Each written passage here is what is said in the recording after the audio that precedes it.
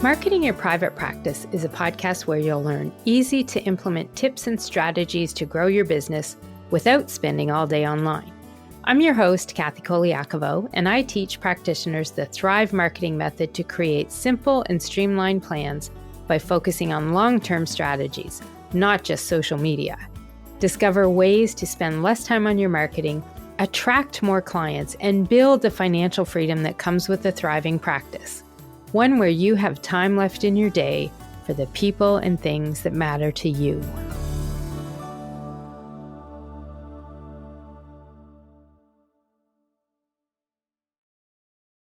Hey, private practice heroes. Thanks for tuning into the podcast today. I'm your host, Kathy Colaiacovo, and today we're going to talk about 3 pages that you should be including on your website that a lot of business owners overlook. They're actually what I call powerhouse pages when it comes to converting more of your website visitors into clients. But people really underestimate the value and the role they play. So I hope you're ready to talk about websites a little more. It has been the focus of the last couple of episodes, but for good reason. Your website is the main foundation for your business or practice in today's online world.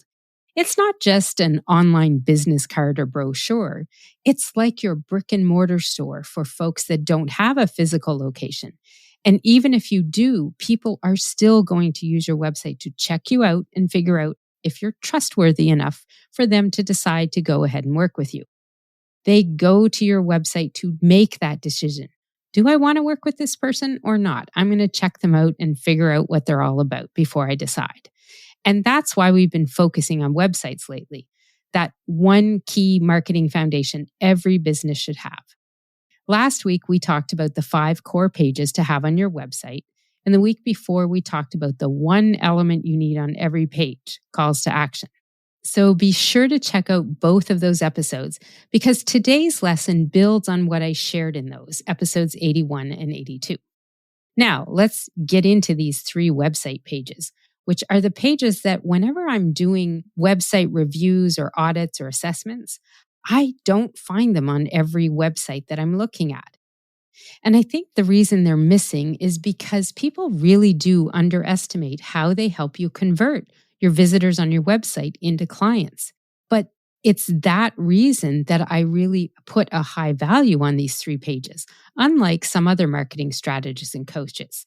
In fact, recently I heard someone talking, I think it was on a podcast somewhere, and they were telling people not to even bother putting one of these pages on that I'm going to talk to you about today, which I thought was really reckless because I know for me, this one page that they were saying nobody should ever put on their website, it is the one page that people tell me all the time about how important it was to their decision-making when they're making that choice. Do I hire somebody? Do I buy from them? Do I sign up or not? They're actually searching for this kind of page. A lot of people are when they're looking at someone's website and browsing around trying to make that decision. So I really thought it was kind of ludicrous that someone was out there telling folks not to even create one. That's not going to be me. I definitely want you to have this particular page, which is number 3 in my list of the overlooked website pages that drive client growth for your practice. So let's dive into what these 3 pages are so that you can make sure you've also got them on your website and get them optimized so that they're working for you and doing their job. Now, the first page is one a lot of people overlook because they really don't want to do this, because not only is it a name of a page, it's actually an activity that you can do with your marketing. So website page number 1 that we're talking about here today is a blog page. So really, it's not one page. It's really a blog, which will have a lot of pages, a lot of blog posts. And at least that's my hope for all of you, is that you are out there blogging. And if you're not, listen in here to understand some of the basics about what a blog is and how it can help you. The thing is, a blog can be an entire website, but a blog can also be part of a website too. And that's the case that I typically find with practice and business owners I work with. They're not full-time bloggers, they're business owners who have a blog on their website because what they're doing there, and in both of these cases, The blog posts people are putting on their website are the articles and content they're writing and creating and publishing as a blog post. Typically, and hopefully, they're being published on a regular and consistent basis. The thing you need to understand about a blog is when you have it as part of your website, which most of you listening probably do have, but maybe you don't use it a lot. The thing is, every blog post you publish on your website is a new page on your website. And the search engines like to see websites that put out new content, keyword-rich content, and content that is helpful to readers. That's what a blog lets you do, is put out that information for people and the search engines to see and find. So the more you post on your blog, the more pages you're giving the search engines to index. And when I say indexing your pages, that means that the search engines are storing those pages of yours in their registry, in their index, and they're saving it as a website with content on a specific topic. How they save it is beyond me. That's way above my pay grade when it comes to technical stuff. But the idea is here, if you have pages on your website indexed with the search engines, then what that means is when someone is doing an online search, looking for a solution to a problem they have, the search engines, if they feel that your website and those pages, or your blog posts in this case, are going to be a match for somebody, they're going to put it in the search engine results page. And that's one of the biggest benefits of having a blog page, is boosting your search engine visibility. Now, if you've taken the training in my Thrive Marketing Academy and listened to my podcast here at all, you will know that I always tell you to have a call to action on every one of your blogs, giving people a next step to take, to do something more with you. Maybe it's to download a lead magnet, book a discovery call, or even buy a paid offer that you have that will help them. When you have a blog, you're now putting this helpful content on your website, and it's also got some sort of a sales aspect to it that's going to help turn those visitors either into leads or even clients. And taking a step as a lead, that is one of the ways that you convert people into clients as well. So ultimately, blogs help you get more leads and more clients, as long as you're doing what I tell you to do, which is to make sure that you put your blogs out consistently and you have calls to action on them. So when you have a blog on your website, you provide content that the search engines need to recognize that your business online via your website has good information that they want to keep in their registry. You also are putting content on your blog that will help your ideal client and includes a call to action that gives them a next step to work with you. So that blog post not only helps you with SEO and online visibility, it also helps build your credibility and authority too, and it can bring in new clients and leads. Now, that's really just a Coles Notes version of how blogging can help build and grow a practice. But the biggest thing that people overlook with blogs is that it's not just content on your website for people to read. It is content there for the search engines to find as well, so that ultimately they can send strangers to your website, people who need this information. And those people are potential leads and clients. So that blog page on your website and all the blogs that you publish with it in your blogging system, they are part of a relationship between your website, potential leads and clients, and the search engines. It is a three-way relationship here, a circular one if you want to draw a picture of it. And it is one of the most important relationships you will build online. So I know that for some people, it's really hard to understand how blogs can help. So I want to give you an example here. So I'm going to give you an example of an article that I wrote. I wrote an article once to help practice and business owners figure out how to package their services to make a profit.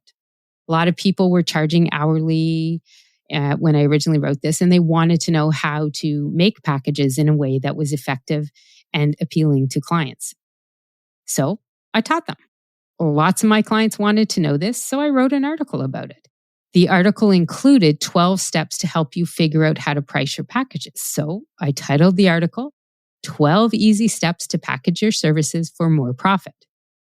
The content shares good information that people are looking for. It has words that they will probably throw into an online search when they're looking for information in this topic. So it's filled with keyword-rich content. And because I have an interactive pricing calculator I sell as one of my digital products, I also include this in the blog as a call to action to get the calculator and at half price. So it's a special deal they get if they happen to come to this blog. So by doing this, now I've got a useful article that helps people learn something about a specific problem they have. And it includes a next step to do business with me to get the calculator at $47 instead of $97.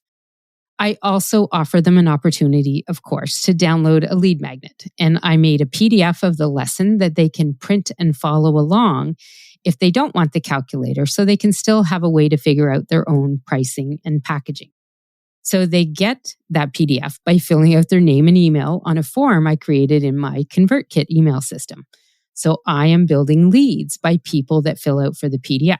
So I have a call to action for an item to buy and a call to action for something to download and get on my email list.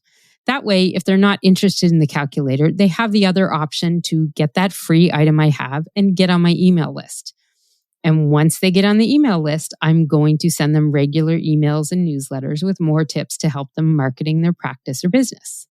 So the blog helps people learn stuff and has an opportunity for the people who find it or get directed to it to convert into a lead or even a client. Now, because the topic of pricing and packages is something people are searching for often, it's actually turned into one of my top performing blogs, which means it's always showing in the top 10 pages visited on my website each month when I check my monthly stats in Google Analytics. And that tracking is how I knew I was getting traffic to this blog, which then prompted me to update it and optimize it every so often. And it now brings in about 3 to 5 new leads every week and some regular sales of my interactive pricing calculator. So this all has happened from one blog post. And by the way, I need to tell you about this post because I originally wrote it in 2015, 9 years ago, and it still brings in new leads to this day. I did update it and redate it to 2021, and I'll probably do that again as time goes on because you don't want people to think that it's old and out of date. But I never changed the URL because the search engines have it in index with that URL. And I never forget this blog because it's one of my top ones to bring me in new traffic and leads. And that's why when business owners overlook having a blog as a must-have website page and a marketing tool and activity you want to do, I really get frustrated because those blog posts can help you in so many ways, even by bringing in organic traffic to your website, to your business, things that you aren't even doing. For the most part, the traffic that comes to this page comes there naturally from online search. I do put a couple posts out about it every so often, but not a lot. It really is just all happening organically. And that's why when you underestimate blogs and you don't see the value they can do and how they can help you grow your business or practice, I really try to have you see and understand visually by examples like this of how a blog can benefit your business or your practice. And yes, if you are wondering, that blog I mentioned is live and working on my website, and I will put a link to it in the show notes because maybe you're interested in that PDF or the calculator and that 50% coupon code still works. So page 1 that people tend to overlook is your blog and all the pages that come with it. Let's look at the next page, which is a standalone lead generation page. Now, this page is one where people can sign up for your lead magnet. Ideally, I want to ensure that every client I have and work with or students in my programs have a standalone page because I want them to have one page where the only call to action and the only action people can do on the page is to enter their name and email and sign up for your lead magnet. A lot of people, way too many people, don't take the time to make this standalone page. And when you overlook this page and you don't have it on your website, it is often one of the top reasons you're not getting people signing up for your lead magnet. because you don't have that simple one stop for them to go to and sign up. And wherever you're sending them is probably confusing them, or it's unclear on where they can get that freebie that you told them about. Because for most people, when you have a lead magnet and you put it, let's say, on your web page, on your homepage somewhere, you still got to be doing marketing to send people there. Well, when you're sending them to a homepage, that's where they may get confused, because there are other things on your homepage, and your homepage has a whole different purpose than a standalone lead generation page. And this is what is critical to understand here, is that standalone part of this page is so key in helping you make sure that you're getting an ROI on your marketing and that you're getting more leads on a regular basis. Because that's the job of this page. It does all the heavy lifting when it comes to converting website visitors into leads.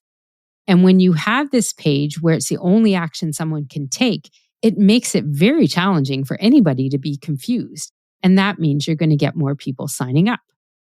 So let's say you have a call to action on a blog or even a post on social media that says, click here to get my free guide. And the person clicks and they come to this page. When it's a standalone lead generation page, they know what to do. There's nothing else on it. They fill out the form and get the lead magnet.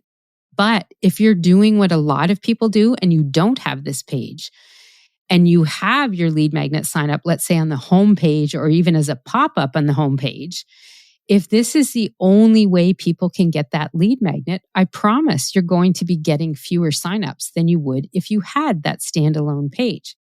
Because here's what happens if you do the same type of marketing to get people to sign up for your lead magnet, but you're sending them to your homepage. So we'll go back to that example where you put a post on social media and you have a post that says, click here. And when they click the link, you send them to your homepage, because you know down at the bottom of the page, there's a form where they can get that fabulous free guide you've created. But guess what typically happens here? When people click the link you shared and they go to get your guide and they come to your homepage, it's not clear to them where that form is. You're assuming they will scroll down and find the place that you know is there to sign up for the lead magnet. But most of the time, people get confused or downright frustrated that you're wasting their time, and they're going to click and they're going to go back and find another resource that's more readily available. If you have content online and promotional posts out there that say, click here and get your free guide, you need to make sure you send me to the place where all I can see and all I can do is to get that free guide.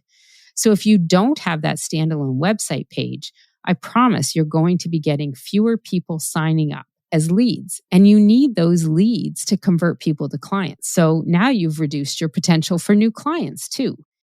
And it's all happening because you didn't take a little bit of time to create that standalone lead generation page on your website. Without it, you don't have a way to send people to that singular place with the single action to do or take. So please never overlook having that one single page where people can sign up for your lead magnet. Not if you want more leads, anyhow. Now, let's look at the last page on this list of overlooked website pages. And this is your testimonials page. Now, this is the page that I recently heard someone advising that people should never use or never have on their website. And they were talking about a standalone page for testimonials. So literally a page that you can see in the drop-down menu or on the menu that says testimonials or client raves, whatever you want to call it. And they were actually saying, don't have that page. They did tell people to include testimonials on pages where it might fit the content, which I totally agree with. You should be sprinkling your testimonials all throughout your website.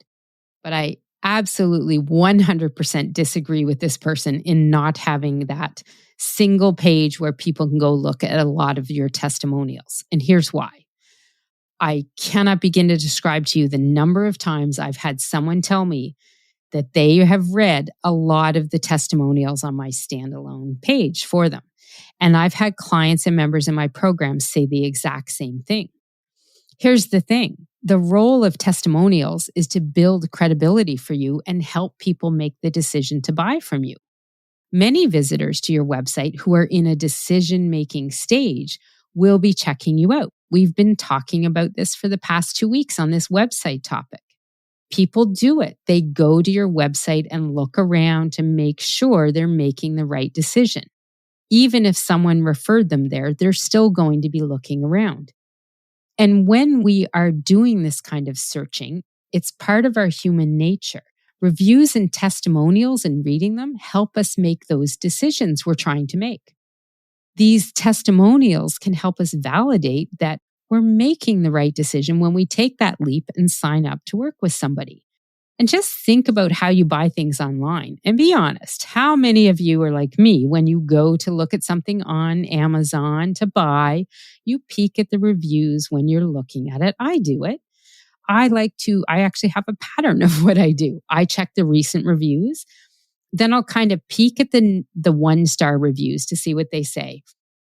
But my real decision makers are the number 2-star and the 4-star ones as well. In my mind, I feel that people that have done 2 or 4 are really giving a true, honest opinion.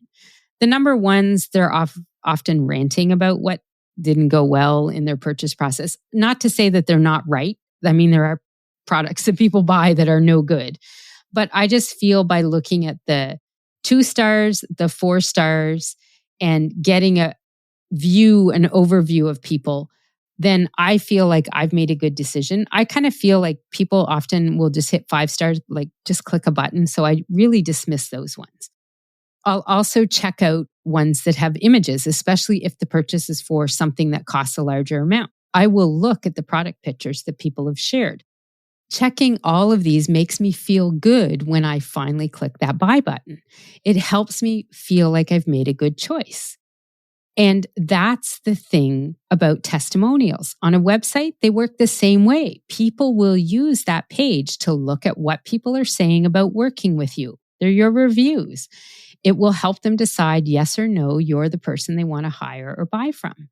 And I know that people say, oh, how do I know and trust that testimonials are all real, especially in the private practice world where it may not have a name because of HIPAA laws. But I will tell you, for the most part, I don't think businesses are out there putting out fake testimonials because the backlash that will happen if that ever came out could be worse than not having any reviews at all. So when we look at testimonials, the reason I consider this page such an important part of your website is because of that consumer behavior and human nature in how we make purchases. There are a lot of people that will go to your testimonials page and scroll through and read them. Clients will want to look at them. Potential clients making that decision, even people who've been referred to you might check them out as well. They love seeing these testimonials because often they can feel themselves in the words of those people because they're not your sales words. They're not your marketing words. They're words from actual people. But they can't explore through this and they can't use this in their decision-making process if you don't have any of this on your website. Now, there are definitely ways to be strategic with your testimonials in your marketing, and that will be a lesson I do in a future episode. But for now, the strategy for your actual testimonials page is to keep it simple and easy and put it together so people can read it. So here's 5 tips that I have for optimizing a testimonials page on your website. Number 1, you want to use a mix of testimonials, so some short ones, long ones, text ones, video ones, even audio ones. You might want to turn some into pictures and images. And that leads to number 2, which is add some design elements in so that you break it up so it's not just a page of all text, okay? The third thing is if you have a lot and they're for different services, you could organize them by type of service because often this can help people reading them look for the ones that are most important to them. Number 4 is to not overdo it. So testimonials page should not be like 10 pages long and scrolling and scrolling. I like to make sure you keep it to a good mix of some short ones, some long ones, some relevant ones, some awesome standout ones, and just mix it all up and make sure there's a mix on the different services that you have. And number 5 is to update them as new ones come in. Keep the awesome ones, but maybe swap out some of the ones as you're bringing in new testimonials as time goes by. A testimonials page is something a lot of people do dismiss as not helpful on a website, and they think, oh, no one's ever reading them. But I will tell you, the day that someone talks to you about how they read all the testimonials on your website while checking you out, and that a couple really spoke to them because that's exactly how they were feeling and are why they decided to call you, well, I promise you that that'll be the moment where you have validation as to how important that testimonials page really is to marketing your practice or your business. They are an essential element, if you ask me, in establishing trust between you and those potential clients. And they really can make a difference and influence the decision-making more than you could ever imagine. So having a testimonials page on your website and having it visible in the navigation menu too, that also helps cater to that human nature of seeking out reviews. And if they can easily find it, it is a place where prospective clients will go to get the reassurances they're looking for to choose your services over others.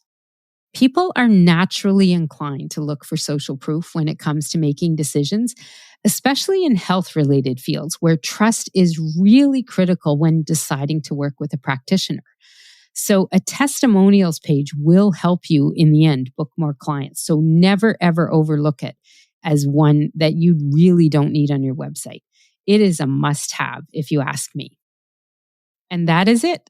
That list of 3 overlooked website pages that can help you drive growth for your practice or business, bringing in leads and clients. So they are, to recap, a blog page and all the blog posts that go with it, a standalone lead generation page where people can sign up for your lead magnet, and a testimonials page where people can scroll through and listen to the great things that people have to say about working with you. So that's your list of pages. And your action step from today is I highly encourage you to review your own website and check out these 3 pages. Make sure you have them. Make sure they're at their best and optimized so that they are, in fact, helping you get more leads and more clients, because that's what's going to lead to growing your practice or your business. I will put a link to the resources I mentioned in the show notes because I know I mentioned a few things, a blog and a couple of other episodes as well. And you'll find those in the show notes under wherever you're listening to this episode or at marketingyourprivatepractice.com/83. This is Kathy Colaiacovo signing off and saying, thanks for tuning in. And remember, to thrive in practice means being strategic with your website. And never, ever overlook these 3 website pages: blog, lead generation page, and testimonials pages. They can make a world of difference in not only getting new leads, but helping you book more clients too. And that's what's going to drive growth in your business or your practice. I'll see you next time. You can find all of our show notes and resources mentioned at marketingyourprivatepractice.com. Be sure to connect with me on Instagram at pepperitmarketing and say hi. I'd love to hear any feedback you have, and make sure to rate and review the podcast and hit subscribe on your favorite player so you don't miss any future episodes.